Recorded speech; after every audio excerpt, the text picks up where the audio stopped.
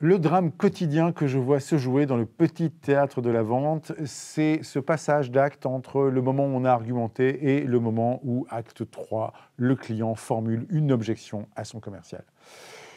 Il faut comprendre quelque chose. Dès qu'on fait une objection à un commercial, il va se comporter de façon très défensive, le coq va monter sur ses ergots et essayer de justifier, d'expliquer ou d'être terriblement agressif dans les questions qu'il va poser à son client, simplement parce qu'il se sent mis en jeu et que ce moment est très dur pour lui parce qu'il se sent finalement rejeté, il se sent finalement mis en échec. Il faut bien comprendre une chose. Nous, les commerciaux, nous sommes les seuls à utiliser ce terme objection. Un client n'appelle pas à ce moment une objection. Si on lui laissait le définir, il justifierait ça comme plutôt une préoccupation. Il vous dirait, il y a quelque chose qui m'embête, qui me chiffonne. Quand vous avez quelqu'un qui vous fait une objection, forcément, vous avez juste envie d'en découdre et de lui rentrer dans le lard. Quand vous avez quelqu'un qui vous fait part d'une préoccupation, vous sentez que ça déclenche un peu plus votre moteur empathique qui vous permettrait justement d'aller le chercher là où il est et lui permettre de l'aider à résoudre ses problèmes. C'est donc la posture que je vous propose. Cessez de débattre, cessez de rentrer dans le lard des gens, cessez de tomber systématiquement dans les mêmes pièges de l'opposition, de l'inquisition ou de la justification. L'inquisition, c'est quand vous demandez à votre client de but en blanc, cher par rapport à quoi, ou vous devez réfléchir à quoi, j'ai été pourtant clair. Là, quelque part, vous allez obliger votre client à se justifier, et en se justifiant, il va se construire sa propre petite forteresse de certitude que vous allez ensuite essayer de démonter, et vous rentrez dans le jeu délétère, qui a tort, qui a raison, duquel, en général, personne ne sort gagnant.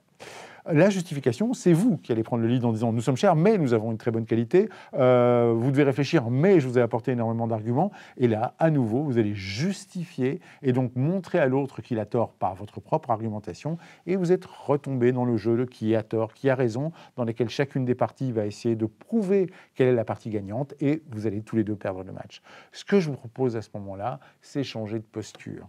Ayez des questions beaucoup plus profondes, une posture plus douce. Invitez votre client à vous exprimer en disant « Ah bah c'est embêtant, qu'est-ce que je peux faire pour vous expliquez-moi un peu plus profondément en quoi c'est un souci pour vous.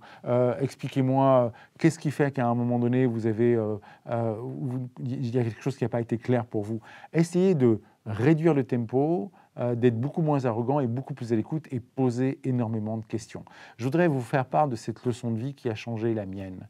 Le jour où j'ai compris que je n'étais pas obligé d'avoir raison contre quelqu'un, mais que je pouvais avoir raison avec lui, et trouver en quoi lui et moi avions les mêmes objectifs, eh bien, ma vie a changé. Et c'est exactement ça la vente. Vous ne devez pas avoir raison sur votre client ou votre client contre vous, parce qu'en fin de compte, vous avez les mêmes objectifs. Vous voulez, lui et vous, créer un maximum de valeur dans cet achat pour lui. Alors, essayez de le rejoindre sur son terrain, faites-le parler de façon à reconstruire la vente à ce moment-là, plutôt que de la casser.